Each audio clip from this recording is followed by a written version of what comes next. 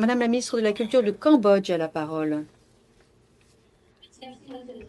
Excellences, Mesdames et Messieurs, le Cambodge remercie la République de Corée pour son accueil, ainsi que le Centre du patrimoine mondial et les organisations consultatives pour leur soutien constant.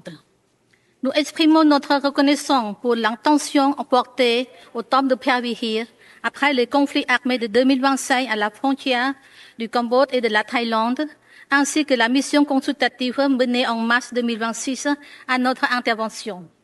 Les affrontements de juillet et de décembre 2025 ont gravement affecté l'intégrité, l'authenticité et la vérité du bien. Plusieurs structures ont été endommagées par des frappes directes.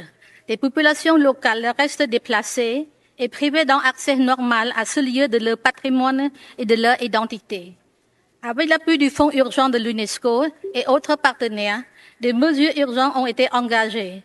Retirant des débris artillerie, numérisation en 3D, protection des structures vulnérables et inventaire des fragments.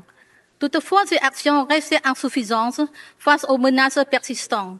Le Cambodge attire également l'attention du comité sur la présence militaire continue de la Thaïlande dans les environs immédiats du temple, ainsi que des activités unilatérales qui ont endommagé au détriment des sites du patrimoine mondial khmer, du patrimoine culturel khmer, témoignent d'une intention délibérée de créer un fait d'accompli sur le terrain.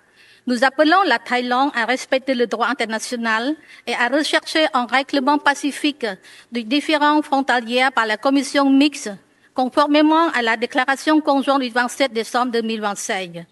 Nous demandons au comité de maintenir un suivi étroit du bien, de soutenir sa restauration urgente et de veiller au respect des conventions internationales. Excellences, Mesdames et Messieurs, la tragédie du Preah nous rappelle que protéger le patrimoine mondial est aussi protéger la paix, le dialogue et notre responsabilité commune. Je vous remercie.